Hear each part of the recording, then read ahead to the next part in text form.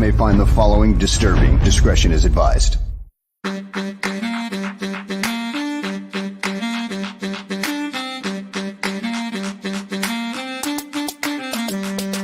The Bears. Because of the way they play the nickel corner here, and the nickel corner plays 88-85% of the snaps. He's got to be like part linebacker. The Bears.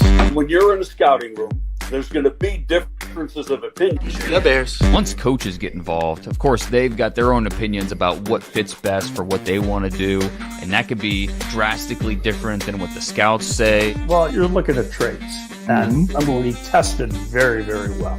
The Bears.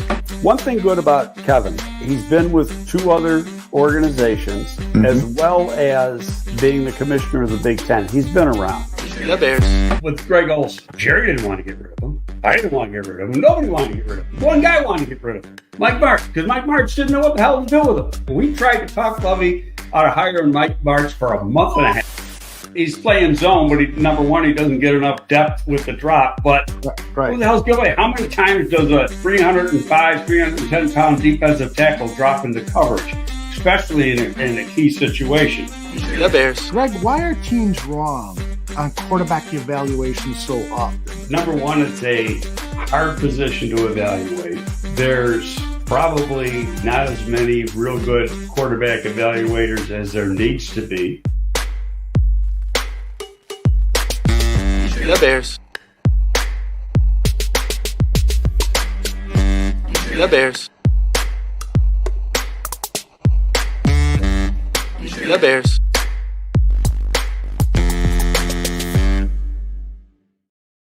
Welcome, everyone, to a fresh episode of Gabriel Talks Football, GTF. GTF. Thank you, GTF. My name is Aldo. I'll bring Greg in just a moment. I just want to say this. I am taking this as the official start of our broadcast 2024 Bears season. Greg and I did a bunch of shows after the season ended. We covered the draft extensively, a rookie minicamp and so forth. Then we took a couple of weeks off, and now we're back, and the bar room is back.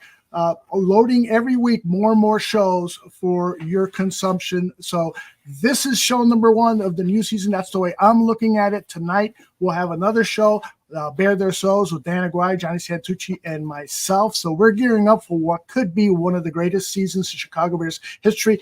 I doubt they're going to win a Super Bowl, but I think they're going to lay a firm foundation for championship seasons to follow. Now, let me bring in the man that you really want to hear talk, and he is Greg Gabriel. Greg, what'd you think of the new open? I liked it. Good. I really did. Good. I was thinking a little different than we had before. We got rid of the heavy metal. I'm glad. I'm sure you're glad about that, right?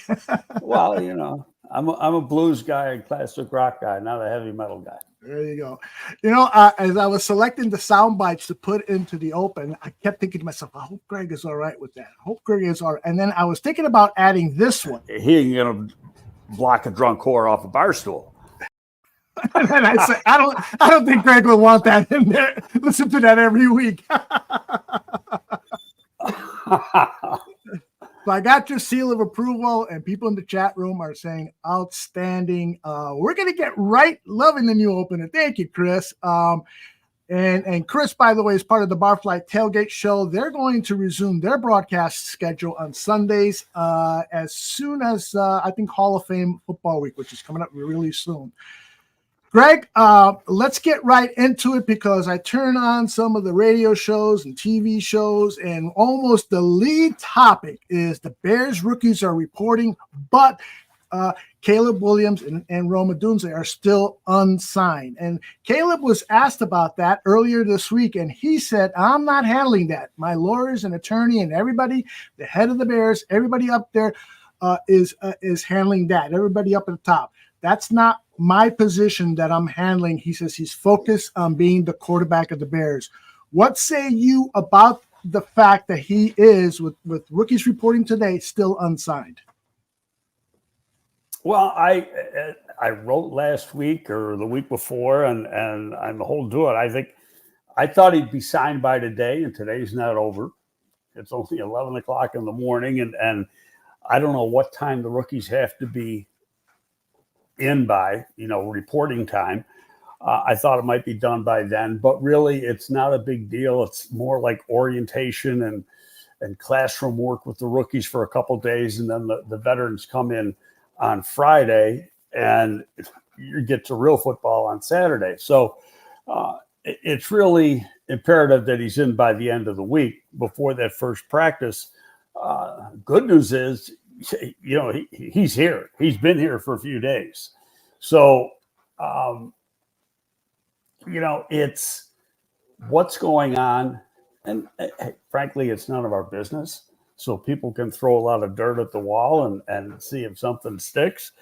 I'm sure conversations are going on. What's interesting is that from an official standpoint, there is no agent, which means that Caleb's got to do the deal by himself. Now, he can have advisors and be advising him, but he'd have to be the person doing the actual negotiation with Ryan Poles and Matt Feinstein, doing the contract from the Bears front office. But, I talked to, there was rumor going on, started back at the Combine, that Tony Agnone, who I've known for about 40 years, and a very, very good agent. His most famous client is Michael Strahan. And Tony is from Baltimore. That Tony was hired as an advisor by the team. I'd never talked to Tony about it, none of my business. So I kind of left it alone. But I sent him a text yesterday. I said, rumor has it you might be doing Caleb's contract. Are you? And he said, no, I was an advisor for the team. Now, that's past tense, was an advisor. I don't know if he still is, but he's used the word was. He says he's not doing the contract. He did say, though, that there's a law firm that is used by the Williams family that has people that are certified within that law firm. So if that's the case, then that person can do some of the negotiations, but he has to be officially hired by Caleb to do that. He just can't all of a sudden pop in the room or get on the phone and start doing the negotiation, because it's the different rules that the NFL has with the NFLPA regarding that. He can have all the advisors in the world trying to help him out and sit and do the contract. This is not a hard contract to do. They're slotted. Okay, so it basically gets down to when is some of the money paid, as far as what's the signing bonus versus the salary. When are the different bonuses paid? But everything's guaranteed, and the final amount is set in the slotting. It's going to be somewhere around $39.5 million, maybe close to $40 million over 4 years. And then, of course, there's the fifth-year option. So it's not a hard thing to do. It's just got to get done. I mean, it can't be a situation like he's trying to hold out for another $5 million, because that isn't going to happen. That's against the CBA. So in my mind, it's pretty simple. There's some people that think they're holding off so they can have it as part of Hard Knocks. I don't know if that's true, but I know it's a rumor. We'll just see. People are starting to get anxious, and that's fine. Yeah, I agree with you. When the Bears report on Friday, if the contract is not done by then I start to get a little antsy. And Greg, I was listening to Score Sports radio show while I was in the car coming back from a doctor's appointment, found out that I don't need surgery on my foot, but I am going to need some cortisone shots on my big toe, but that's a story for another day. I heard them talking about an article that Dan Graziano wrote back in 2018 when the Roquan Smith contract negotiations were not going well. And Graziano's column for ESPN, he wrote this: every rookie contract includes language that allows teams to void guarantees under certain circumstances, including some egregious ones that would be understandable, such as drug suspensions or legal entanglements off the field. But many teams go too far, inserting language that allows them to void guarantees for far less significant reasons, such as team-imposed fines. And, of course, getting back to the Roquan situation, Matt Nagy went to the podium, and I don't know if this was what the Bears told him. You could say this at the podium, or it was just plain bullshit. Matt Nagy said that they were concerned about Roquan because he tackles head first a lot about potentially getting suspended and moving games. And so they wanted the guaranteed dollars to be affected as a result of that. Long point is, do you suspect that some of that, though these concerns regarding the guaranteed dollars, because he's going to get 100% guaranteed dollars. I don't think there's any question in that. But do you think that there could be trying to impose language in there that the Williams team is saying, yeah, we're not going to stand for that? It could be. In fact, because of this. The first round pick of the Vikings last year just got hit with a DUI. Theoretically, depending on the language in that contract, the rest of his guarantees go out the window. Wow. Okay, so nobody's written that, but that can be the case.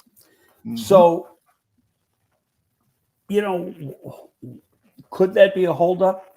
Yeah. Is it? I mean, we don't know. In the case of Roquan's agent was a good friend of mine, Brian Aralt. And Aralt did not get along very well with Nagy's negotiator, which was Joey, whatever his name is. I can't remember his name. Joey Lane, I think it was name was. Yeah. And it just didn't like him. And they probably didn't like each other. And I remember he said specifically to me on the phone, he said, this fucking deal would have been done in 10 minutes if Stein was still here. So, but he goes, it was just a bunch of BS, and it went on for a while. Whether it was over those guarantees like that could very well have been. I don't remember all that. I do specifically remember the conversation I had with Brian. But it's interesting. We got to see how it plays out. You want Caleb to get off to a good start. And if there's a holdout, you're not getting off to a good start. Exactly. They want a smooth transition. So, and that's beneficial to both the team and the player. Mm-hmm. So you don't need any outside noise going on. So I hope it's done by the end of the day. And I'd be shocked if it's not done by Friday when the veterans come in. Last question that I have for you on this topic, and if anyone in the chat wants to pose a question to Greg on this subject before we move on, please do so now. My last question is, before the draft, there were some concerns, and you voiced some of your concerns regarding Caleb Williams, and that, there was some issues. And I'm not asking you to divulge anything that, you hold private, but that there were some issues regarding certain things on Caleb. And so could some of those issues potentially be percolating up now, or do you think, I'm not going to comment on that because I just don't know. I know how you are. No, I don't think so, Aldo, only because, there's been a very cordial relationship since the day of the draft. Mm-hmm, mm-hmm. So here's the thing, and I should have mentioned this before. Okay. Number 2, 3, and 4 contracts are already done. So let's look at the language of those contracts. And, the advisors for Caleb can get those copies of those contracts. They can get the language. Well, he better have the same language that those have. It's not going to be any worse, put it that way. So when you get into these things, when you get a slotted contract, he's got to be, the money's got to be better than number 2, which it is. But all the clauses have to be the same as or better than number 2 and number 3. So again, those deals are done. What's the problem here? Exactly. And like I say, there's no drama until let's say the reporting time is 5:00 tonight for just throwing a dart at the wall. Okay. If they announce it at 4:30, there is no drama. All right. Exactly. And that's my anticipation too. Flex Diggs offers this interesting point. This will be a non-issue soon, not like the old days when rookie contracts weren't slotted. Sam Bradford was the last rookie to get big money deal from Dump Boy. Yes, he did. He got a lot of money. He got like $60 million. Yeah. If I recall right. Something around it. Yeah, and Flex, I think, nails that. He killed it for everyone else. After that contract, the NFL said, no more of that. Well, know what it was? That was really for the protection of the veterans. Yeah, I was going to say that. And in reality, it kind of hurt the veterans too. And what it hurt is that 4, 5, 6 year player. Because it's like you don't, those guys you see go off into Never Land a lot sooner than they used to, because their minimums are high versus the minimum of a rookie. Yeah, exactly.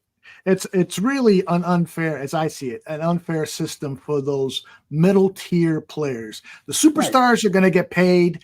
And back then when Bradford came out, the rookies were getting paid more than those middle tier players. And still, that remains the case. The middle tier players are still, in my opinion, underpaid. You got guys who have been in the league 4 or 5 years and they're making, $750,000 in a sport like pro football. Good example. We can talk about in the 4th year player. We got the Larry Borum, who there has been talk that Larry may or may not be around this year. Larry is making a lot more than what his original contract said because he got playtime incentive. He played so much as a rookie and as a second-year player that it bumped up his 4th year salary to over $3 million. So if you look at his salary and the salary of Khalil Herbert, who was in the same draft, it's like almost a $2 million difference. Yeah. Okay. So now Borum's not a starter. And then they signed some free agents, less money than 3.1 or something like that Borum's getting paid. What do you think is going to be, unless he really jumps out at camp, how do you think that's going to result? Now, part of it, I guess you could do a restructure a contract if you wanted to say, yeah, I want you, but I don't want you for $3 million. But, that's we're getting ahead of ourselves there. And that's between the team and the player. Yeah. Good point here by Scottish Bear. He says, first of all, at the end here, says, stop worrying with the laughing emoji. But the good counter question is, what about the Roma Dunze fact that he has not been signed? And I'm guessing that they're just sort of waiting to see some of how these other contracts. Is Neighbors signed yet? I'm not sure. Yes. The only one I think in the top 10, and I may be wrong on this, are Caleb, Rome, and JJ. Yeah, JJ's definitely not signed.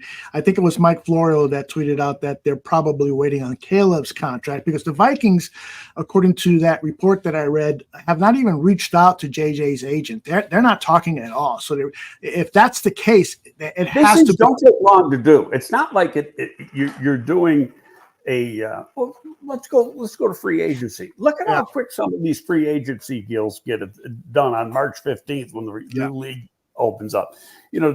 They aren't that difficult to do. And in these cases, just dotting the I's, crossing the T's, and as you said, the language as far as what can take away some of the guarantees. And that's important because that's millions and millions of dollars. If say, like the Minnesota receiver the other day gets pulled over for a DUI, that's a felony. So, you can lose your guarantees because of that. You don't lose the contract, but you lose the guaranteed portions that are left in the contract. Right. Skeletor with a nice compliment for us. Love this channel. Great work, guys. Keep it going and go Bears. And all I ask in return is that you hit that like button, you subscribe, you hit that bell for notifications. You'll get notifications on your devices on what's playing on the Barroom Network, what's coming up live. And then, of course, you can always go to our archives to pick up on the latest shows. I try to do a good job of keeping everything tidy there for people to find very easily. Just go to live programming, and for some of our programming that's not live, just look for it on videos.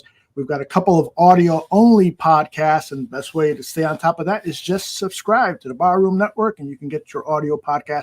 This one is available on audio podcast about an hour after we are done. Boy, I hate doing all that the house cleaning shit, Greg, but some people I've been talking to, you need to do more house cleaning shit. Okay, I hate doing that. I should just have it recorded, and that way I can sip my coffee while somebody with a more professional voice is saying that shit. Anyway, let's talk about the rookies. You mentioned earlier, Greg, that this is just today. They might be arriving late this afternoon. We're just there's nothing significant happening today, other than perhaps people fighting for what room they're going to stay in, and people bringing the PlayStation. That's probably a sign too. I mean, they got. I don't know where they put up the rookies. They built that.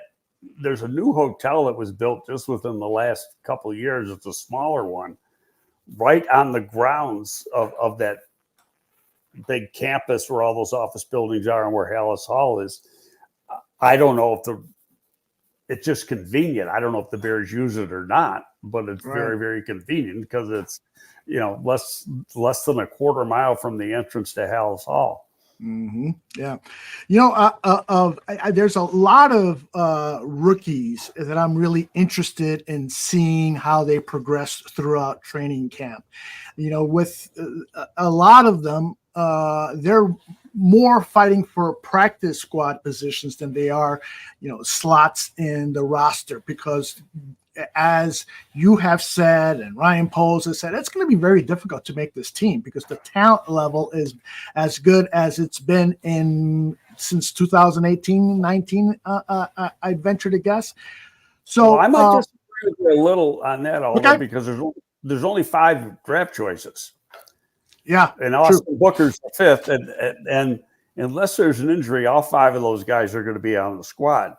But there are some interesting undrafted free agents. Yeah, like I was going to talk about Ian Wheeler, the running back, who a very bright kid. He will almost certainly be featured on Hard Knocks because he is that type of story. Guy who does extremely well in school. I think he went to an Ivy League school or some school where the grades that he got were deserved. They weren't gifts by teachers.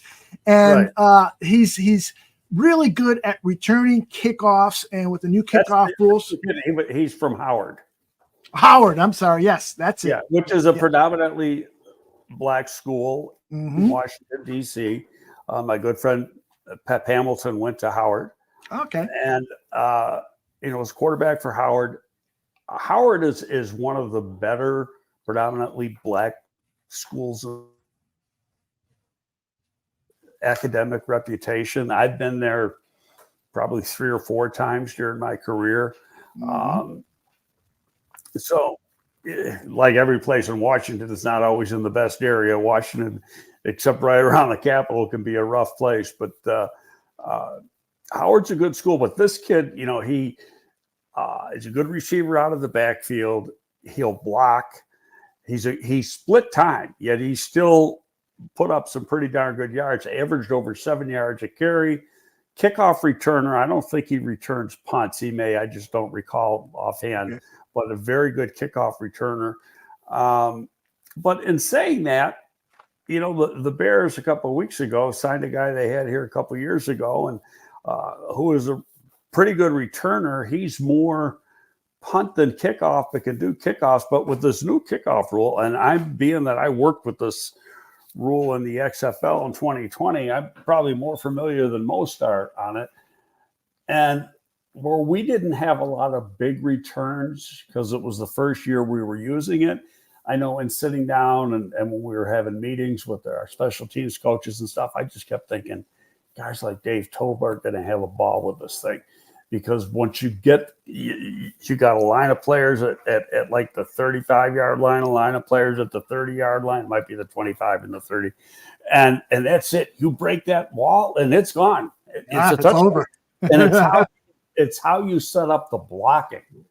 And there's got to be rules on the blocking, like there might not be able to be double teams and things like that. But it's you can be real creative, which means you've got to be very good with the placement of the kickoff. You can't. No, there's people in the media saying teams might say, "Screw it, we're just going to kick the ball into the end zone, take the touchback, and now there's a penalty for that. Instead of getting the ball at the 25, you're getting the ball at the 30." And say, we'll take our chances with letting them have 5 extra yards on the touchback. But if you're gonna return the ball has to land between the 20 and the goal line.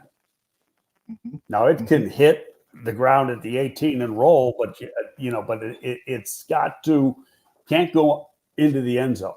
So is it still a live ball? So they can recover the kick if it bounces in at the 18 and nobody picks it up. It's a live ball, right, for the kicking team? But now here's the key to that. Nobody can move. You got the line of offensive players, line of defensive players, and they're only 5 yards apart. None of them can move until the return man touches the ball. Got you. Okay, that's the. They're frozen. Mm-hmm.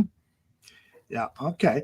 Got about 5-6 questions. Cornelius, Baki, FFG, and CJ Williams and Squeegee. I'll start with CJ Williams. Is Wheeler going to push Travis Homer? And I'll add to that. My guess is if this guy is really impressive, Greg, maybe he's pushing Khalil Herbert, who could be used as trade bait. Yeah, Khalil Herbert, we've said it 1,000 times. The guy's a great runner. Yes, he is. Okay.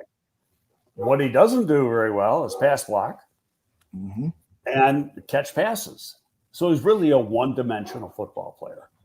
So I would think, even though his skill set as a runner is very, very good, that this is my opinion, but my opinion is that in the coach's opinion, he's number 3. Because the other 2 guys, Johnson and Swift, can both catch and can both block. Yeah, that's going to be key. So that whole running back battle is going to be good. I got the graphic here with the Travis Homer. Getting back to Travis Homer, Homer is a great special teams player. Mm-hmm. And that's why he's here. And you've got to have good special team players. Yeah, absolutely. This guy, especially this season with so many unknowns regarding this kickoff rule, you need guys who you can depend on to make sure tackles, and Travis has proven to be that. I got a comment here before we get too far away from the Howard situation. Somebody wanted to know, where is it? There it is, from Squeegee. So where would you rank Howard next to Mississippi State? Well, Mississippi State's SEC. Yeah. No, so I mean, Howard's an FCS level school, and Mississippi State's the SEC. I mean, that's not even the same stratosphere. As far as level of comp and stuff. Okay. And that goes the same, when you're talking Howard, you're talking other FCS schools. So, and the best of the group would be schools like North Dakota State, South Dakota State, schools in that are, year after year after year, they're in the national championship game.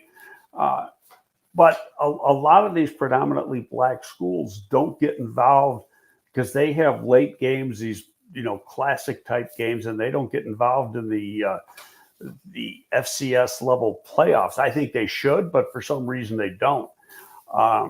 But it's good football. I've been to a lot of those games throughout my career. There's always been good players come out of there. In fact, in recent years, the quality of the player at those schools has actually gotten better. And Deion didn't hurt it when he went down to Jackson State a few years ago as a head coach, and he, because he got himself some players there and took most of them with him to Colorado. But some of these places are getting better coaches. I'm going back and when integration got involved and you started getting African Americans going to the SEC schools, that killed a lot of those schools like that are in the SWAC. The Jackson States, the Gramblings, Southern University, stuff like that. It really hurt them because they were getting all those players, and now these players were ending up in the SEC. But now it's gotten better in the last few years, and we're seeing players come out of there. Not enough players, but we're seeing players come out either drafted or as undrafted free agents every year. I have a question. I'm going to save it for a little later in the show. Let's get to this question here from Cornelius. Greg, what are your biggest concerns with this latest Bears team? I think that's a great question because everyone is so hyped up, have high expectations. Give us the reality check here, Greg. The biggest concern is how quickly does Caleb, I don't want to say prosper, but just be in sync with the rest of the team with the offense. Mm-hmm. And which brings up an interesting subject because I think it was Lou Canellis was on the radio the other day, and he said he doesn't expect Caleb to play in the Hall of Fame game. And I'm thinking to myself, is he nuts?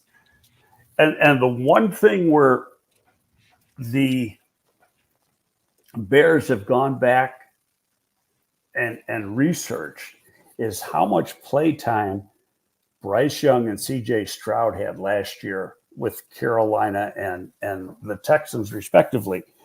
And these guys were playing, 3 preseason games. They were playing like 20 snaps a game. And Justin Fields wasn't playing anywhere near that. And so I would think because you got the extra preseason game, we might see Caleb play 80 snaps in the preseason, or at least 60, because that's what those guys go. Because the more snaps he gets, the more he gets to feel comfortable being up at the line of scrimmage and seeing an NFL defense. Granted, in the preseason, it's vanilla, but it's still experience, and it's got to give him confidence, and it gives him time to work against live bullets, so to speak, and tackling going on. So it's important. So I think you're going to see him play a lot more than some people thought based on what Flus has done in previous years. Because, they've come right out and say it. These guys got to play more. And that's why they've researched it.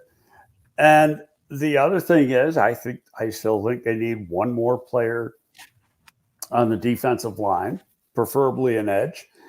And, I've seen some theories that say, well, they might want to wait till a week into camp until they can see what some of these young guys are doing. And my thing is, okay, that's a possibility, but you're also risking losing the few players that are out there. Because there's only a couple, in my opinion. Right. And so we're talking Yannick Ngakoue. We're talking about Emmanuel Ogbah. Yeah. And there's the guy who played for the Jets, but I don't think from a physical standpoint he's a fit. And he hasn't played much in the last 2 years. He's had injury problems. Yeah. What about the veteran? I know he's in his late 30s, but for a 1-year contract, somebody like a Jerry Hughes who worked with Jerry Hughes just resigned with. Oh wow, missed that. Jeez. He end of last week. Wow, good for him. I would have liked to have seen him under a 1-year deal with the Bears, but let's move on. Let's see what else I got here. I got it was interesting because CJ Williams says that his biggest concern is how does Flus coach around the lack of a pass rush this year. And I wouldn't say there's not going to be a pass rush because my expectation, Greg, is that the middle of the line is going to be providing if Dexter elevates to that next level that we suspect that he will be, the middle line is going to really help the pass rush. And overall. Pickens. Everybody leaves Pickens out of the conversation. You're right. He's in you're the right. Second year too now. Yes.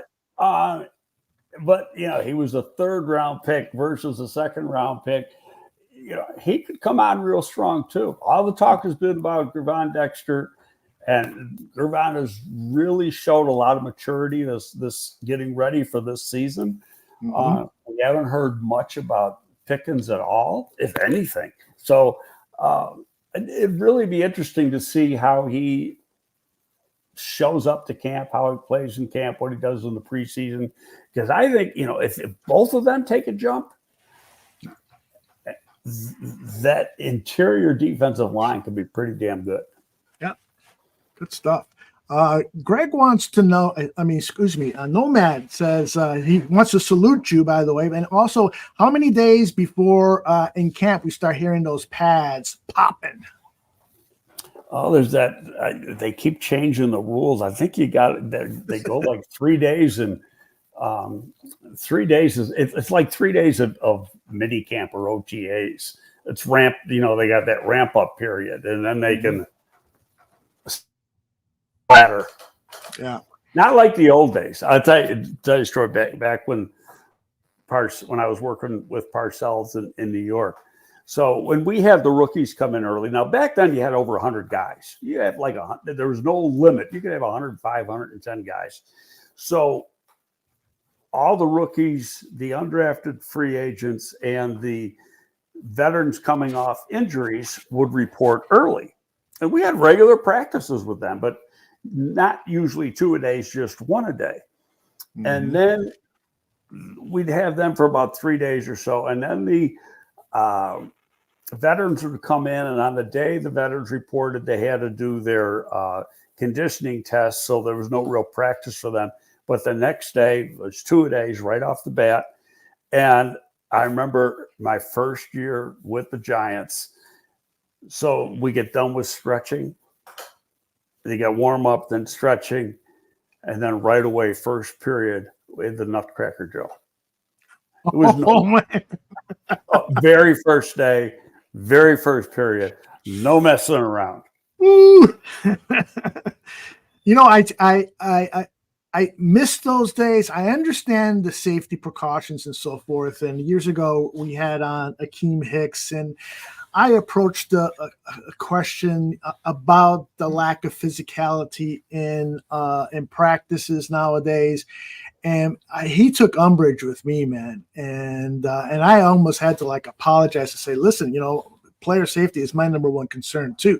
But I just think that the level of play, a couple of people in the chat, Chris Watts just said, that's why tackling is terrible these days. So we don't have that physicality in camp. And so, but Akeem Hicks almost you're bringing up an interesting question, because this goes back. This is another XFL rule that the NFL stole without saying they stole it.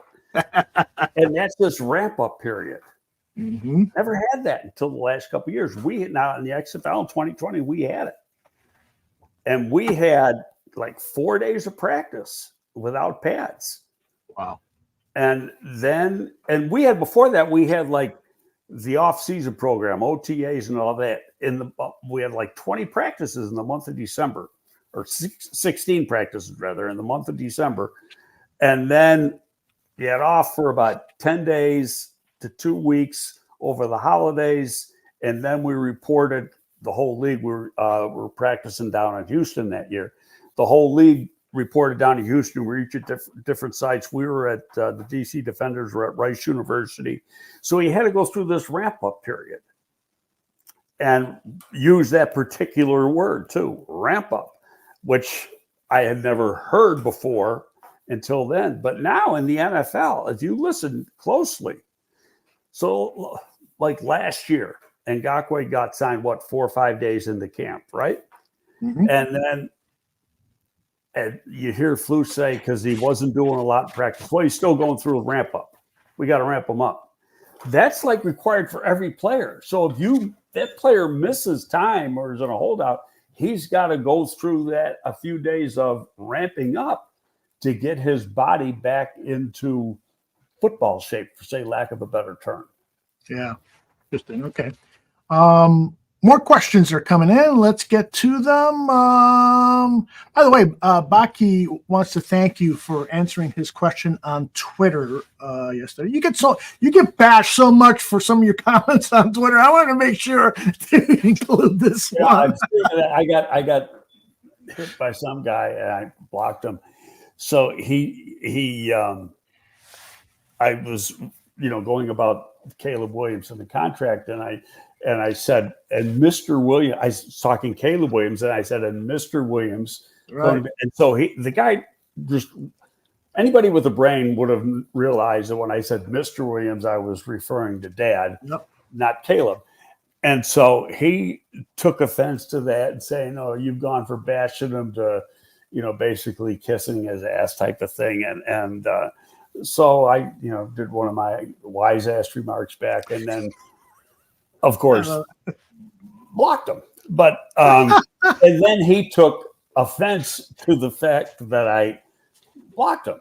I don't care. I mean, I had 15 followers. Yeah, some of these guys really got big balls and no followers. That's right. Big social media balls, but they wouldn't approach you at a bar or anything like that.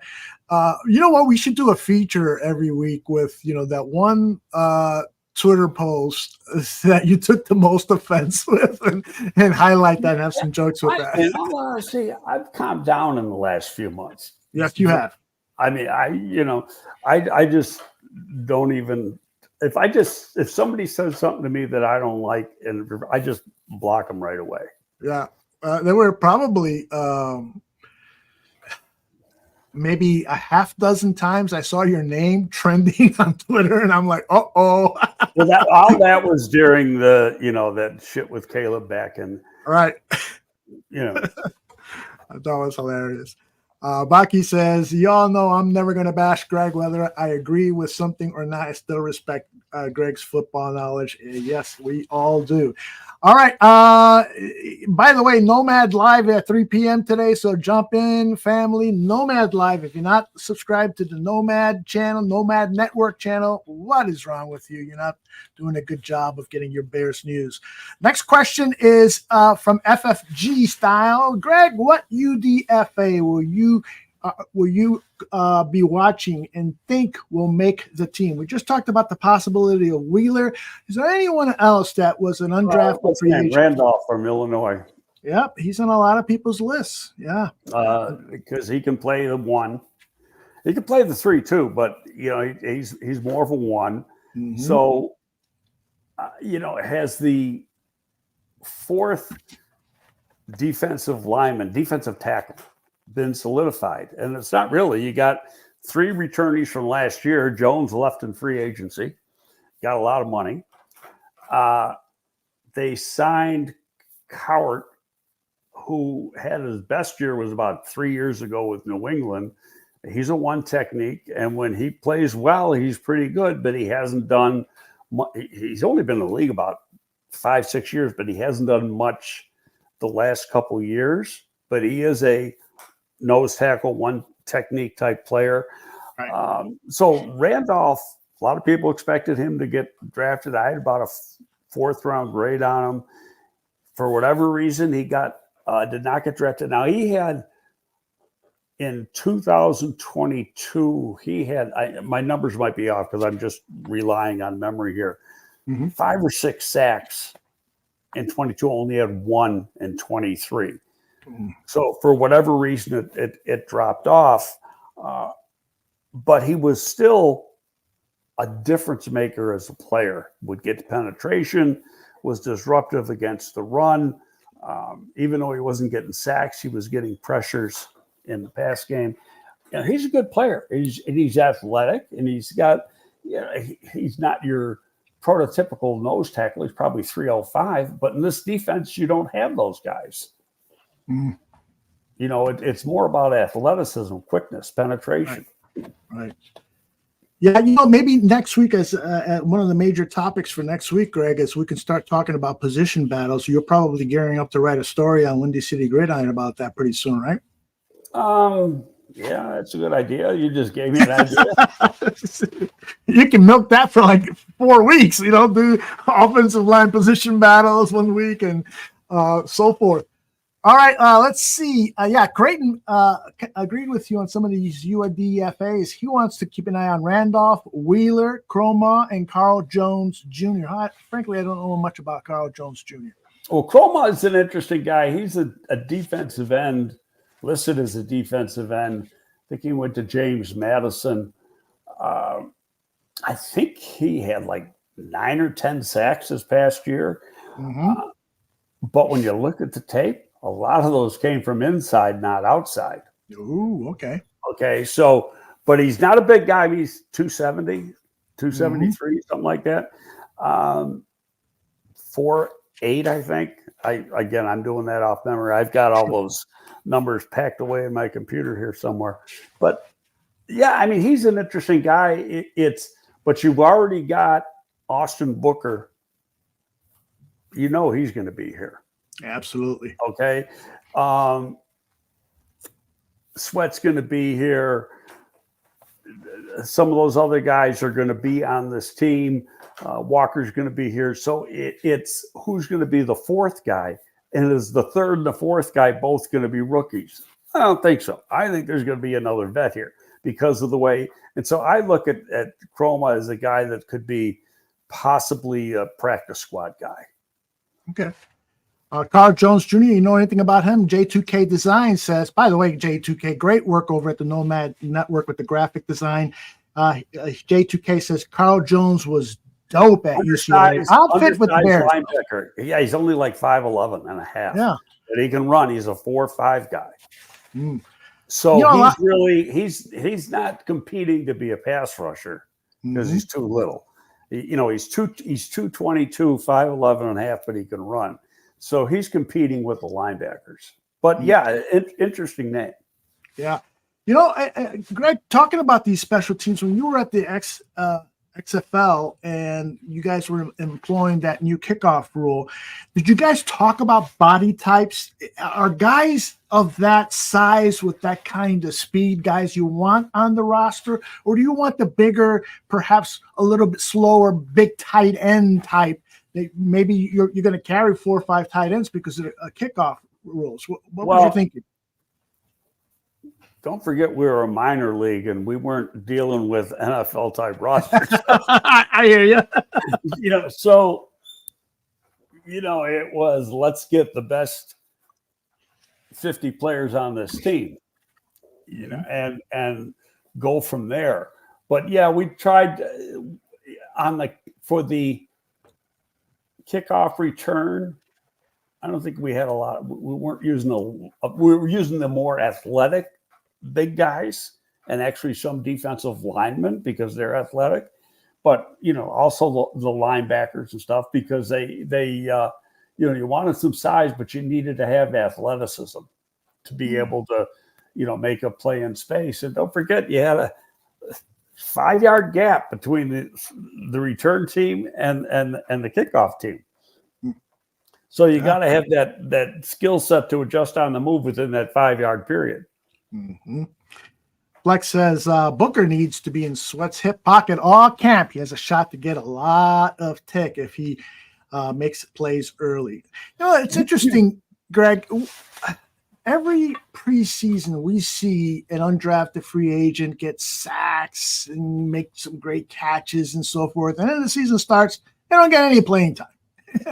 Would you have any insight on that? Is it because they're accounting for the fact, well, they're playing against second and third stringers? That's part of it. You know what it gets down to is, and people, most fans, all they see is the preseason games.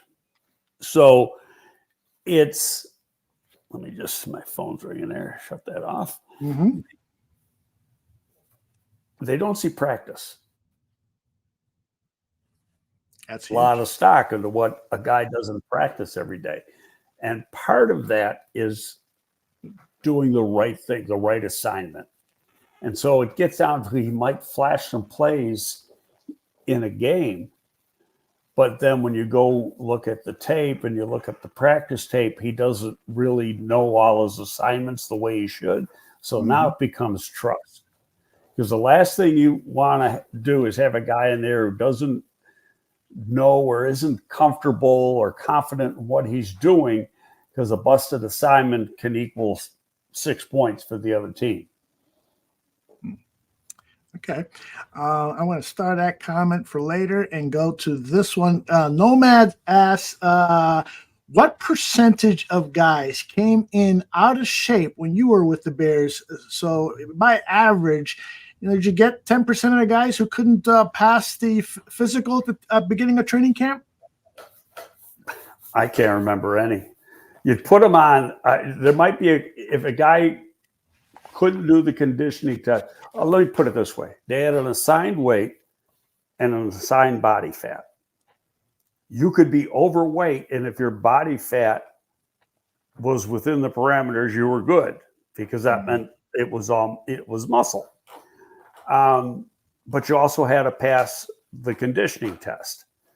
So if you could not pass the conditioning test, you were put on PUP until you could pass the conditioning test. And very few. Like, we're talking 2-3 players max a year. That's wild. That's a great average. I remember back in the days when the Bears were practicing out in Rensselaer. This is back in the 60s and 70s, and they were doing 2-a-days. Holy cow, there were a bunch of guys who just, those first couple of days of 2-a-days, they were like dropping like flies. Okay, and back then, that brings up an interesting comment. And you say, well, why isn't there 2-a-days? And football is a lot of tradition in football, and especially with old school people, but they didn't have the off-season program that they have now. They had no off-season program. So when the season ended in December, early January, they didn't see these guys again until training camp in the end of July. So, they were training on their own. And so why did you need 2-a-days? To get the guys in shape, get them ready to play football. Well, it was when, it's been 38 to 40 years that the off-season programs have been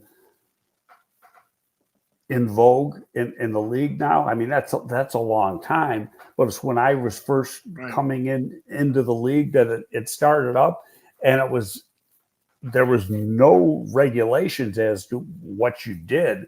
And then as more teams started getting involved, then all of a sudden the union gets involved and the league gets involved, and now you got rules and regulations as to what you were doing. So, I mean, when I started here in 2001, I think we had 15 or 16 OTAs.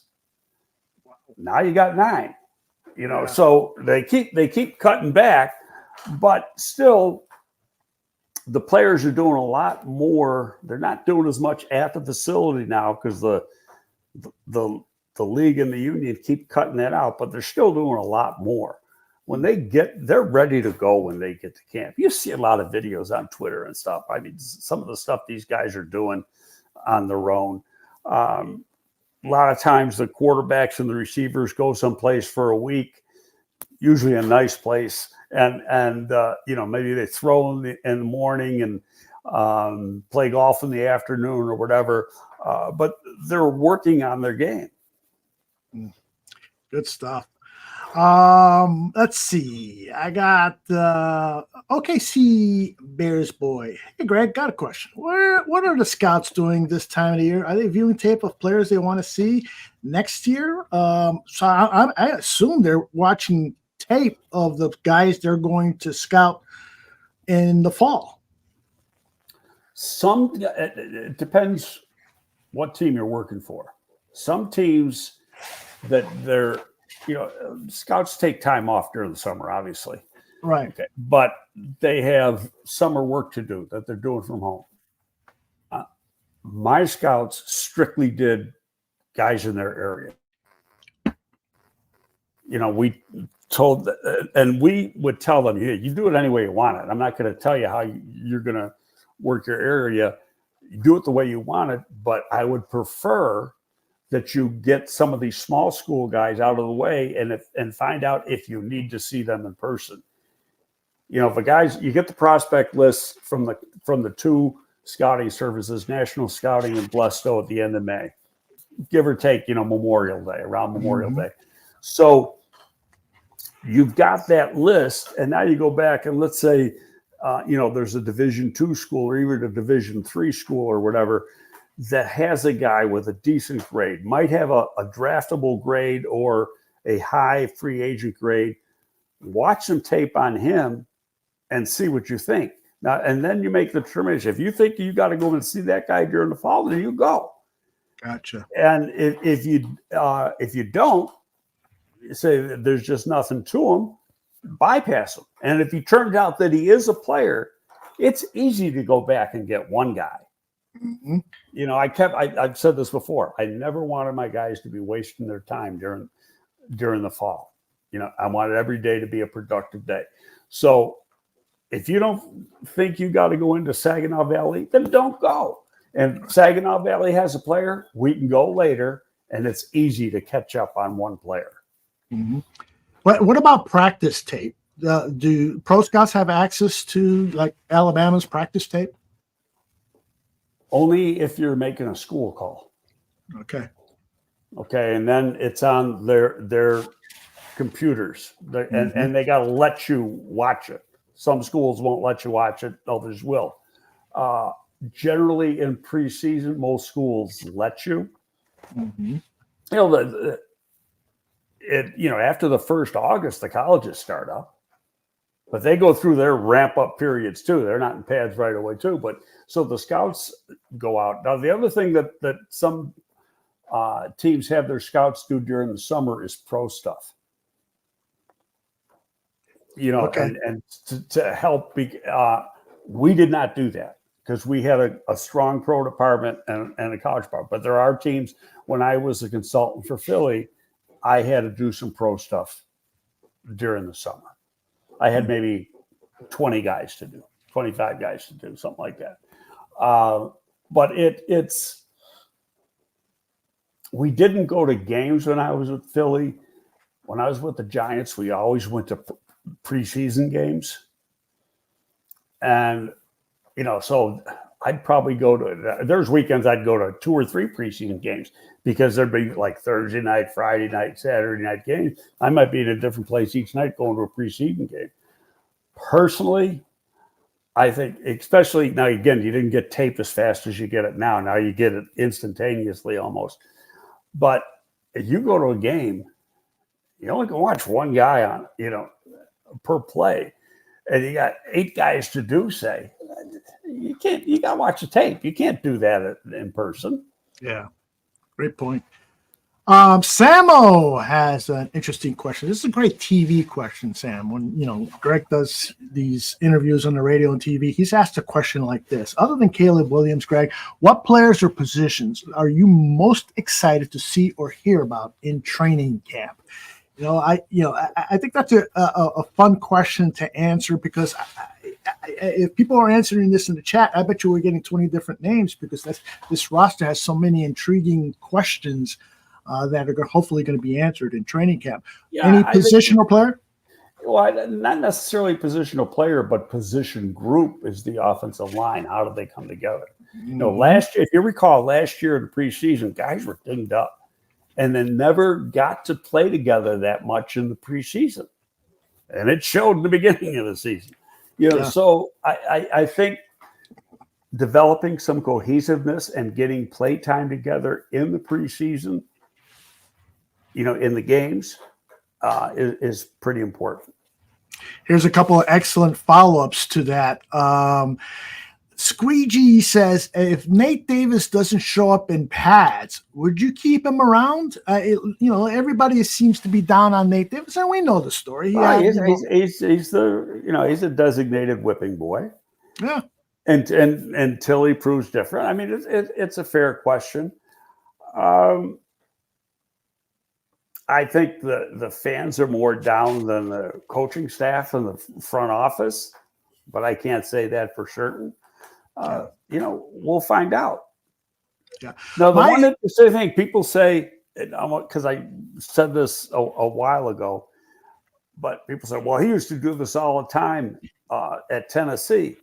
Well, guess what? The Bears' assistant offensive line coach was his frickin' line coach in Tennessee. Oh, interesting. So, it's there's familiarity there with them now, more so than a year ago. And he obviously had that personal issue, family issue with his mom last year. So let's see what happens. Absolutely. I think they went out and did enough in free agency to protect themselves. Signed Bates, who can play guard and center. Signed Shelton, who can play guard and center. I saw a couple videos of Tyree Carter the other day. Mm-hmm. I don't know if you saw it on thing. No, I missed it. Working his ass off. Good for him. And, and he's a guy, from an athletic standpoint, he's what you're looking for. Mm-hmm. Okay. And we talked about it before. Something must have been missing because he was playing a lot. When Davis was hurt beginning of the year, Carter was playing. And then at the end of the season, last few games, he wasn't even dressing. He only dressed 7 offensive linemen. So he was one of the guys that wasn't dressing. So what happened? Was there a lack of confidence between the coaching staff and him, or was he hurt? Or, I don't know the answer. But I think watching what he does in the preseason will be kind of telling. It will be definitely telling. My problem with Nate Davis is, and this was a problem even before he became a member of the Chicago Bears. He's an A running run blocking guard. There's no doubt about it. But his pass blocking to me is probably a C from the tape that I've seen. I've actually, watched offensive line tape a lot last season. And when he was in there, and of course he could have been impacted by the lack of playing time in training camp because of personal issues, all that stuff that we know about. But boy, I just, especially for quarterbacks like a Justin Fields, young quarterbacks, now Caleb Williams, you want a more reliable pass blocker so that the kid can have a good shot at completing passes and find that second and third receiver if the primary receiver is blocked. I got more questions on this topic, but breaking news, according to Baki, he says that Brandon Ayuk of the 49ers has formally now requested a trade. What are your thoughts, Greg? Okay, here we go. Every time somebody says, I want to trade, Bears are going to trade for him, or has a contract problem.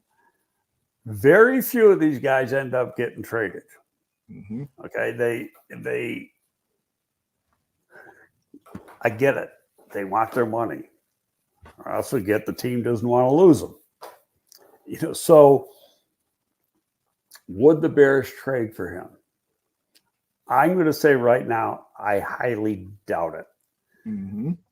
Reason being is you've already got a lot of money tied up at that position, and you've got Keenan Allen coming out of contract at the end of this year, and he's making $18 million a year or something like that. Do you want to re-sign him or bring him back? Now, granted, for the age of Ayuk. That's a positive versus Keenan Allen. But it's not just getting the player; it's getting the chemistry together. And these guys all worked together during the offseason, probably did some stuff during the last month together. So it's getting them to play together. I just don't see the Bears being interested. I mean, could it happen? Sure. It's like Connor Williams every freaking day. When are they going to try to sign Connor Williams? They're not. Exactly. He can't play yet. And I don't care what Rosenhaus says. Oh, he's ready to go. No, he's not ready to go. He had ACL surgery in the middle of December. I love it when you remind us of that. All of us fans behave that way. Oh, it's a shiny new toy, or to be more literal, there's a explosive player or very quality offensive lineman available. Let's get them. But there's so much involved. You're not just looking at the salary cap from this year. You're looking at the salary cap down the line and how that impacts other people's salaries and the investment you've already made into the same positions. The Bears have as the top 3 wide receivers an unparalleled group in the NFL. I won't say unparalleled, but probably top 7. I think those 3 receivers are. So how much more are you going to invest? It doesn't make any sense to invest in a Brandon. Yeah, I mean, you got to have play. There's only one ball. Mm-hmm. Okay, and if you bring him in, you got more. Mm-hmm. You've got Allen, and you've got Roma Dunze. Right. Where are you going to put this guy? He's going to be number 4? Mm-hmm. Or are you going to drop the guy you just drafted with the 9th pick to number 4? Mm-hmm. Right, exactly. So, I'd love to see Ayuk and Connor Williams in Bears uniforms, but I would not want to see Connor Williams because he's had 2 ACLs. That's a great point. Years. It just doesn't make sense to me. And I know what kind of player Bates is, and I know what kind of player Shelton is, and they're good football players. Yeah, indeed. Know what it is that there's not a familiarity between those players and the fan base. So they think negative. It's Missouri, show me. So until they get shown, they're going to have the negative comment. Yeah. I'd rather have the injured center who's been a Pro Bowler, but he only has 1 leg. I mean, Yeah, I'm going to buy that Mercedes. I know that the suspension system is shot and the motor has been overhauled a couple of times, but I want a Mercedes. Scottish Bear wants to know about Dominique Robinson. He says, I know a lot of people are out on Dominique Robinson, but with guys like Corey Wooten, who broke out in year 3, wouldn't it be wise for us to kind of pump the brakes a little bit about moving on from Dominique Robinson? I said this numerous times. That's a big camp for him. Yes. The old phrase, shit or get off the pot. That's what it is with that guy right now. Mm-hmm. He's, they expected him to take off year 2, and it didn't happen. He has been, I'm going to repeat something I've said several times. With young players, you're looking for them to continue climbing the mountain. They're going to hit a plateau. But when they hit the plateau, they break out of that plateau after just a short time and start climbing the mountain again. Mm-hmm. Well, he started off fast, hit a plateau, and if anything's gone down, not started reclimbing the mountain. And so it's the athleticism's there, but he's another guy, like with Carter. Sorry, he wasn't dressing in games at the end of the year. So, he's got the athleticism, the traits are there. He's got to do it in training camp now. And even if he doesn't training camp, we can go back to last year with Travis Gibson, who had a hell of a camp. All of us thought, from our point of view, that this guy was going to make the team. Guess what? He was gone. Mm-hmm. Yep. Well, we've got a lot of great questions left. We got about 20 minutes to go here. Let us go to this question from Creighton. It's regarding Tevin Jenkins, and it's a comment. He thinks that this is going to be the year that Tevin takes it to another level. He worked with Shipley this offseason. He's ready to rock and roll. I kind of agree. I suspect, and somebody said that he expects Tevin to play at least 15 games this season. I think this could be the year, given that he's been paying so much attention to flexibility and taking care of the back and doing exercises that are beneficial for his physical woes. And given that this is year 3, this guy should be year 4. This guy should be ready to rock and roll. Plus, we were talking about salaries. Then he's going to demand it. If by game 6, 7, he's looking like a Pro Bowl player, he's going to demand big dollars because guards are being paid big dollars nowadays. Okay. The key thing, the one statement the listener said was, I think he's going to play 15 games this year. That ain't enough. He's got to play 17 games this year. Okay. And if they get to the playoffs, play in those. He has not played a full season since he's been a Chicago Bear. Nobody questions the talent level. He has got talent way up here. He's got durability issues, and he has missed a ton of games in year 1, 2, and 3. Every year it's been something. I cannot see that. I cannot see Ryan Poles paying him big money if they feel there's going to be a durability issue going forward. Absolutely. In my mind, interior offensive line might be one of the biggest needs going into next draft. Especially when you look at the amount of money guards are getting now in free agency based on this past year. And you can get a good guard in the middle, late first round, or even in the second round because the tackles go first. And so it's, it wouldn't shock me that becomes a premium position. And, as it stands right now, you got a 1 and 2 twos. So you're going to have the ammo to get somebody. Is that going to be the case, 6-8 months from now? Who the hell knows? We got to let the season play out first. But that's, I'm thinking, in my opinion, I don't think he's going to be here next year, regardless. And unless he has a Pro Bowl level season, because I just, there's too many other people you got to pay, and he hasn't shown that reliability that you want. Yeah. And I think I want to give you a caveat. You're saying that July 16th. Why? Because people are going to be saying, Tevin's going to have a great season. And, Greg said that, Tevin wasn't going to be here next year. These are opinions are good for today. A week, 2 weeks later, things change. Is that fair to say, Greg? No, and I also said I think he's a great player and his talent level's up here. Right. Okay, good. But he can't stay healthy. Go into Pro Football Reference and look at how many games he's missed. He's missed almost a season. Yeah, exactly. Mr. Shorty wants to know, Mr. Shorty of Bears Country Productions, another podcast network you guys should be following. He asks, what about an incentive-laden contract based on games played? Those type of contracts for Tevin Jenkins.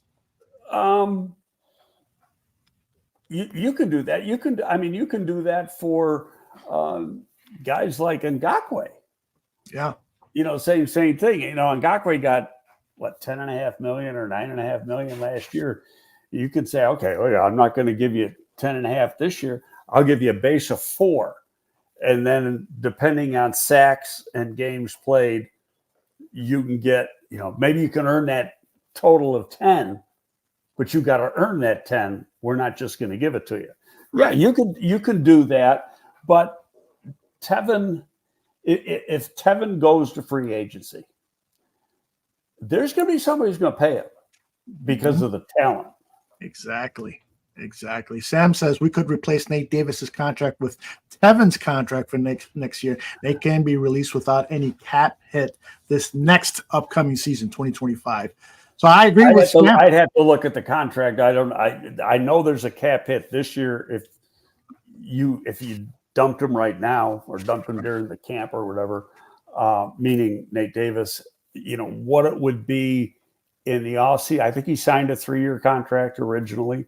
So I'd have to, just look at that and say, yeah. So the thing about to Shorty's question is he's going to become, if that's the offer that the Bears are going to make an incentive laden contract, he will definitely want to go the free agency route to see what other people are going to be offering, because absolutely players want security. They want as much guaranteed dollars without any of this incentive stuff or how many games played. You can't blame them. They want to start families and blah, blah, blah. So what they say in the movie, show me the money. Show me the money. All right, let's see. What do I got here for Nate Davis's contract? Calling up our friends over at Spotrac, $30 million contract that he signed, including a $6 million signing bonus, $19 million guaranteed with an average annual salary. And so to get out of it, yeah, there's a way to get out of there without. The cap hit for next year would be $11.5 million. So that's the only issue. Well, it depends on what the guarantees are and what the guarantees are each individual year. Right. See, we gotta do a seminar, Greg. You gotta teach us how to read this stuff. At least teach me. No, it could be complicated, but you gotta do a little adding and subtracting in your head when you're looking at some of those numbers, because they're not necessarily clear unless you know exactly what they mean. Mm-hmm. Dead cap would be $2 million for him next season. What does dead cap mean? That means that's your lost money, your dead money, which isn't bad. That isn't bad at all. Yeah. All right, let's get to some more questions here with about 10 minutes to go. Let's see. Craig from James Ford. Do you ever wish you were back with the Bears? No. You know why? Because I don't want to go on the road. Mm-hmm. I did that. Yeah. I did it for a long time. A long time. So, I mean, to go a little bit here, a little bit there, that's fine. I like what I'm doing right now because I'm doing it right where I'm sitting, and I'm doing a lot of guys. I just did I put a master list to get together to my clients that do some work that I do some work for. I've already written up 261 players for next year. You've been busy, man. And so now some of them will actually be even the year after that, because they want stuff for representing them for NIL money and stuff. But hell, I mean, I never did that when I was in the league, that I did 261 players going into the fall, and we haven't even started yet.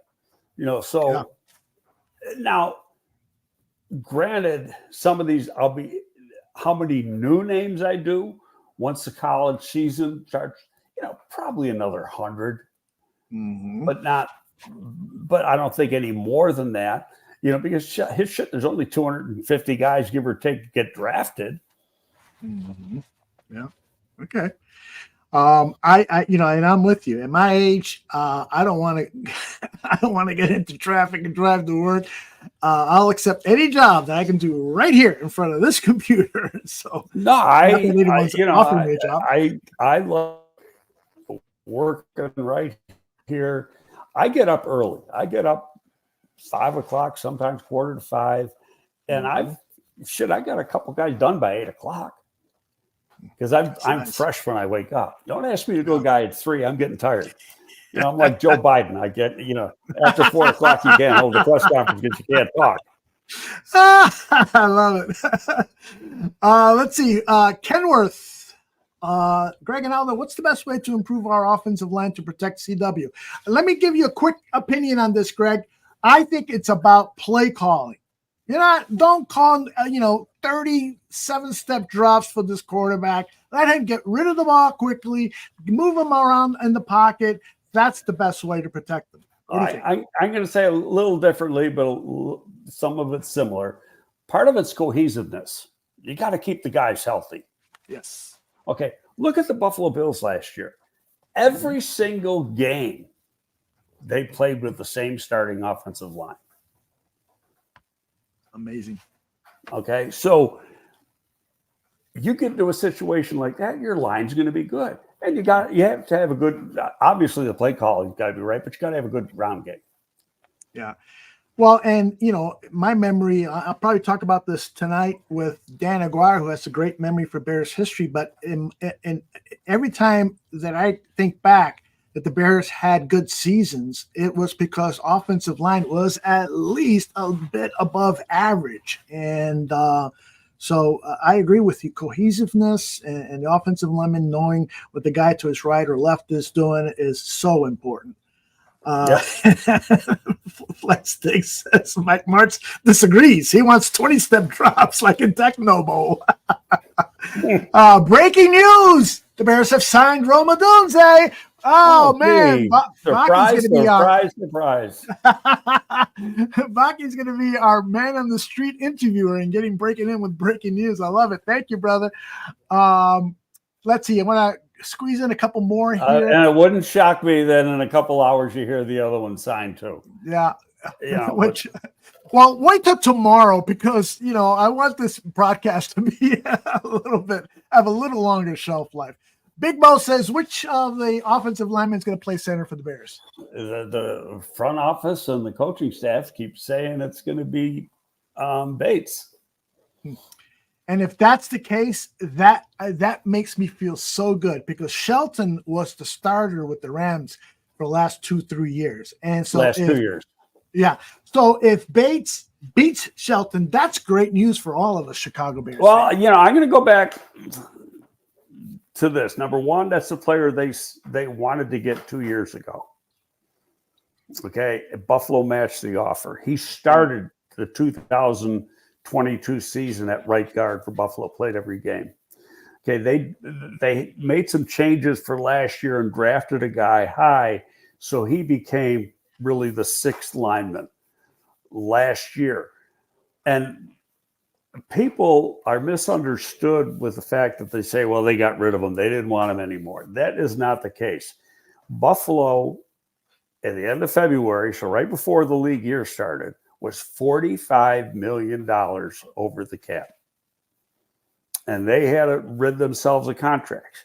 Chicago, knowing that, knew that this guy may be available because he's getting, well, I think the average is about $4 million a year. So, and they knew what the contract was. Hell, it's their contract. He's playing under the contract the Bears offered him. Mm-hmm. So he, knowing the problems that the Bills had with the salary cap, and the Bills got rid of a lot of freaking players and some good ones. Yes. So they made it up. Hey, don't cut them. We'll give you fifth. And took them and gladly paid the $4 million. Then they gave Coleman Shelton $3.5 million. So they got $7.5 million tied up in the center position. And both of those players are an upgrade over what we had here last year and the year before. Thanks again, Baki, for that news. And Tom Pelissero says the terms are 4 years, $22.7 million, fully guaranteed, with a fifth-year option per a source. What do you think about those numbers? Sounds, nothing. Well, I mean, that's whatever the slot is for number 9. Yeah, and the fact that it's fully guaranteed is no surprise. I mean, all first-round picks are fully guaranteed.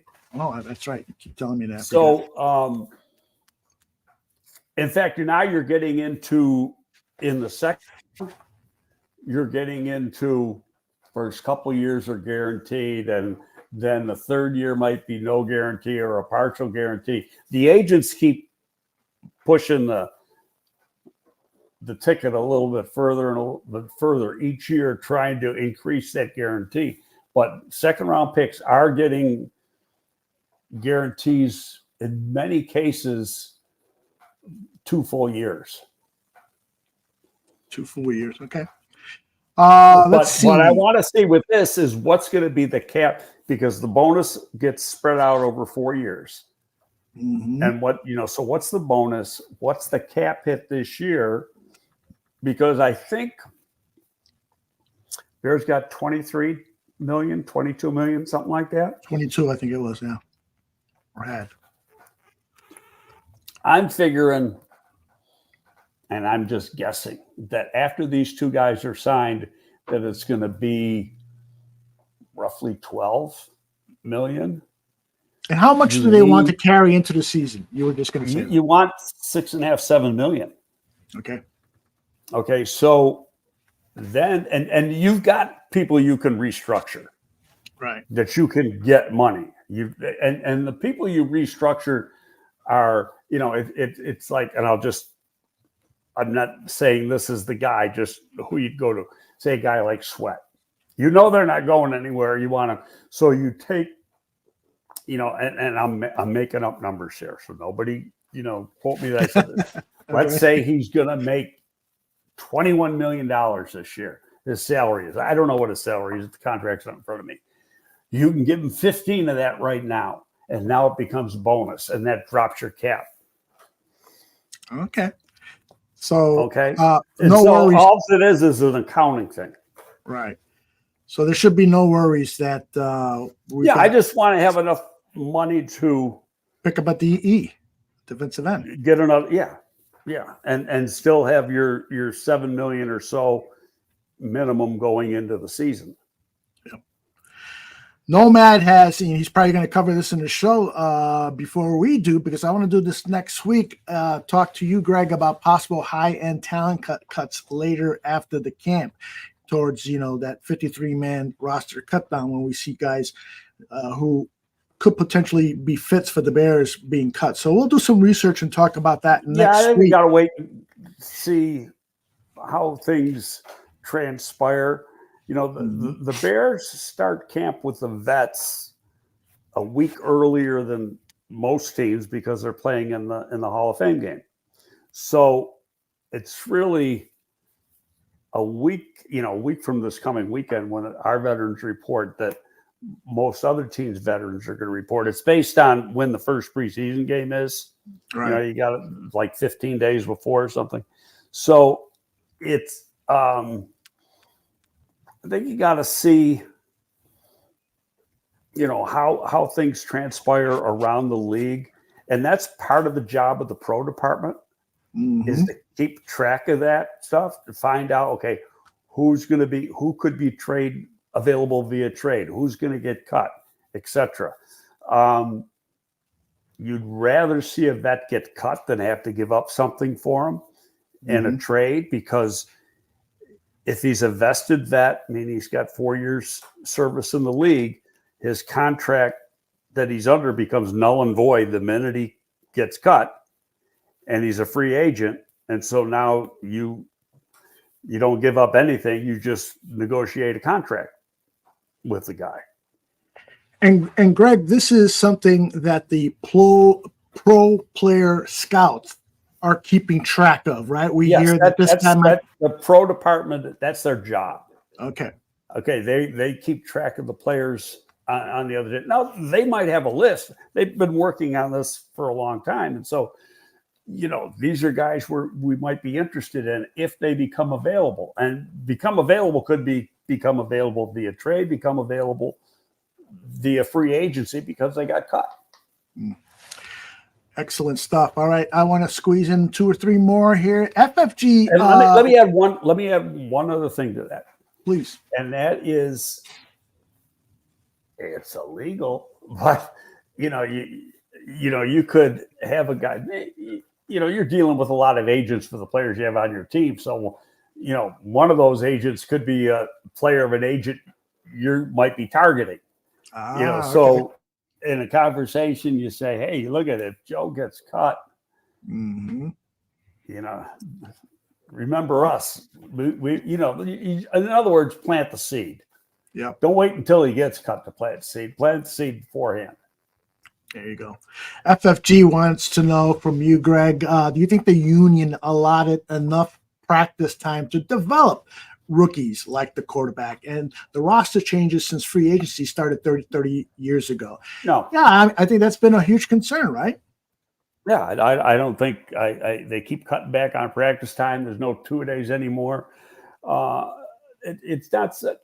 I wouldn't mind if there were some two-a-days, but you have no contact. On days that you do have two-a-days, you don't have contact. You have more like OTA type practices, but especially with the in the pass game for the quarterback and the receivers, but where you need contact too, during the year, once the season starts, you only get like 13 padded practices. You got 17 games, but you only get 13 padded practices during the course of the season. And I think your young guys, that means your practice squad guys aren't getting any contact, especially your offensive and defensive linemen. Right. Yeah, I would love to see that, they adjust the rule that you can do one-on-ones twice a week. Have a period of 15 minutes where you can do the one-on-ones, just so they can help them develop their pass blocking and their pass rush skills. Yeah. But you're not allowed to do that right now under the current rules. Sucks. Tim has an off-the-subject question. Why is there no love for Matt Forte in Hall of Fame discussions? He was one of the best 3 players in the league for the better part of a decade. He still holds NFL records for running backs. What say you, Greg? I love Matt. I mean, we drafted him in the second round. I don't really think he's a Hall of Fame back myself. Really? Damn good one, but I don't think he's a Hall of Famer. If there's 2 players not in the Hall of Fame that we drafted that deserve it, it's Lance Briggs and Peanut Tillman. Peanut Tillman. What about Olin Kreutz? He came before you? We didn't draft Olin. Olin deserves it too, but so does Jay Hilgenberg. But we were with Olin for the good part of his career, most of his career, but we didn't draft him. But Jay and Olin both deserve to be in. They were both about the best center in the game during their time period. And they were on original lists. And then the first couple of years that Olin was eligible, he got into like the final 20 and whatever, but then didn't get into that final voting. And then, you got new players come in every year and you kind of forget about these guys. Shit, Olin was a 9-time Pro Bowler or something like that. Mm-hmm, mm-hmm. And, I wasn't here, obviously, when Jay was here, but I know Jay well, and he's a friend.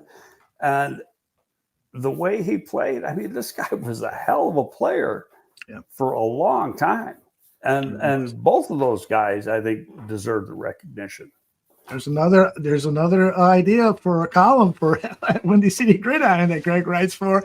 By the way, I got video here of Devin Hester opening up the box where I saw that yesterday. That was wonderful. Yeah, well, man, it's so touching. But what about that bar down there in that basement? That's got to be the basement. I'll tell you. Did you see the show? I had recorded it and I showed it to my wife the other day. It was when the Hall of Fame knocks or something. It was on the NFL Network, and it was when they went to each individual house. Yeah, that's a great let moment. them know. And so I had a tape in the head, and Devin got himself a mansion down there. Man, that's part of it right there. Yeah, whew, that is gorgeous. He, I don't know much about fashion and anything like that, but I think the Pro Football Hall of Fame has to do something different with that gold jacket. That, to me, a gold jacket, come on. It looks a little bit like the old ABC Sports jackets. Yeah, it does, but where you could say the same thing is the Masters with the green jacket. Oh, my gosh, especially the Masters. Okay, so it's the prestige of the green jacket. It's the prestige of the gold. Yeah. It's not like you're going to wear it out to an outing. Very true. It's for special occasions, and that's the trophy. Exactly. All right, I'm cutting off all questions because I got one more last topic that I want to talk to Greg about, and I want to play a clip first. The Hard Knocks New York Giants special on HBO is fantastic. Here's a Oh, moment. God, is that good? Yeah, here's a moment where Brian Dable is having a player interview with Roma Dunze, who just signed his contract. What's your best trait? Not physical, not your speed or size, just your best trait. I would say my versatility. You know, I played inside a lot in my career. In some of my earlier on days, I'm a blocker. I could get down on the line and get the job done, and I think I play pretty well outside. So you kind of plug and pull me whatever you want. I'm gonna go get the job done. Why should we draft you? I think, you know, other than all my skills on the field, I'm a guy who's going to come into your locker room and bring the energy, bring the juice, you know, adhere to a high standard and bring everybody along with me, you know, enter that room as a leader, as someone who, you know, people can look to an example of how to do things right and how to carry yourself in a way that, you know, inspires others, inspire the big fan base and the big market that you guys have. Yeah, you're an impressive young man, man. Appreciate it. Oh, so good. I love seeing that stuff, Greg. Must remind you of a lot of interviews you did. Another time in that same episode, I think when he was working out at the combine, yes, you know, which would have been a day or two later, they praised him again. And you know what? I'll tell you, the one thing that surprised me, we were told, and I may be off on this, that Caleb Dillon interviewed with the Bears. Yeah, that was weird.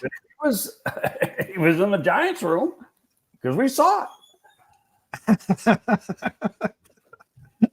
I'm laughing partly by what you said, but the other part of my brain was laughing because Nomad says, "Tell Greg we have strippers coming to TJ's in Bourbonnais on Friday night, and they will be asking about you." They won't be asking about me. I haven't been to TJ's in a long time. And people are saying you're going to get Greg in trouble with the wife. It's going on what? 14 years since I've been to TJ's. A long time. Hey, no matter, are you going to be at Bourbonnais for sure? Are you saying that? So, because if so, that'd be a fun trip for me to see you guys do something live. Anyway, what else about this edition of Hard Knocks were you impressed with? Because you and I talked briefly via text, and there were a couple of things that you really liked. They're showing that behind the scenes of the off season that nobody ever sees. And they're really showing a lot more than I thought they ever would. Now, granted, like we said, there's a few scripted things in there. And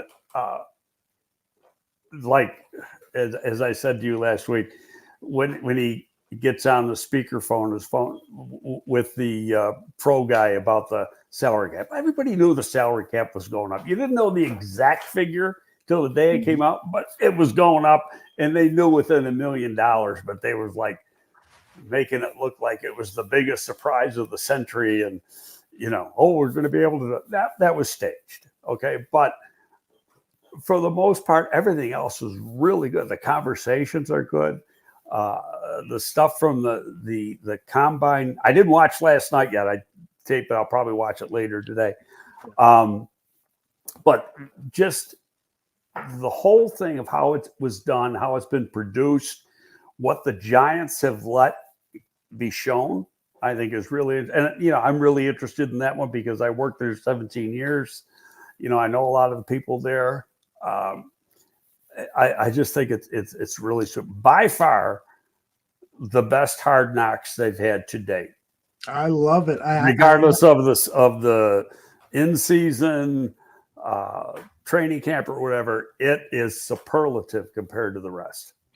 And I'm just hoping that the Hard Knocks with the Bears gives us some of that Hallis Hall behind the scenes. And what I'm talking about is listening to Ryan Poles talk to his scouts and so forth about particular players and so forth. Yeah, it's great to see the players, you know, playing around with each other. But I prefer that. That's a low priority for me. Mine is just to make it an informational show. I want to get a taste of what it's like to work for an NFL franchise, which is why I love doing this show with you, Greg, because you really do a great job of painting the picture. By the way, I wanted to ask you about the Saquon Barkley part. How do you think when the Giants GM is talking to Saquon and about Saquon, that was clearly felt staged to me anyway. Well, the one thing I get a little confused about, if that's the right term, is that he said, give us a shot. When you got a deal you like, give us a shot. Did he give him a shot? I don't think so. I don't think so either. Yeah. So now maybe he did, and they just weren't going to touch it. But I think I am not a proponent of giving running backs a lot of money. Okay, they can. I mean, it can happen with any position, but more so with that position. Gone just like that. Yeah. When their legs start to go, they go downhill. It's like they're on the express elevator. Yeah, they go from the penthouse to the shit house in a matter of seconds. And so I just don't think it's worthwhile giving them a lot of money as, say, somebody that has an average of a 10 to 12, position that can have a 10, 12-year career. Mm-hmm. Yes, you're going to have a guy that like an Emmitt Smith, who's a freak of nature and has that great career. But those guys are few and far between. Greg, how'd the house hold up with the storms yesterday? I slept through. I heard the sirens go off because I go to bed and my wife was watching something on TV and I came off. I said, and the family room's in the back, so I don't know if she could hear the tornado sirens going off. Mm-hmm. So the sirens are going off. She goes, "Yeah, I know." She goes, "You think we should go in the basement?" I said, "No." I said, because from the weather service, I get on my phone and nothing said Gurnee. So I said, "Screw it. Suppose if anything bad's going to be south of here. Be where you live, not where I live." Yeah, and we got virtually nothing in terms of precipitation. A few raindrops. We had a ton of rain now. Yeah, we did not. It was very, very weird. I stayed up till past midnight and it was cool. And when I went out in the morning to check on the property, everything was cool. Look at Mr. Shorty giving us a $10 tip. Thank you, baby. He says, Greg, have a tube of Bengay on me. Thank you, Shorty. How about this though? Because I've got a sprinkler system that I don't like to use because the Village of Gurnee charges you a fortune for water. Really? We've had better than 18 inches of rain since May 1st. Mm-hmm. Yep. I don't think I'm going to be turning on my sprinkler system all year. Yeah, I think you're going to be lucky. We've got a sensor on ours so where it's raining, it won't turn on. So hopefully that sensor. Well, I got that too, but I mean, it's you've been here. I got a big lot, but it's. Yeah. I'm concerned about the beds, and I'll water the beds because obviously the flowers, but the grass, who cares if that gets brown?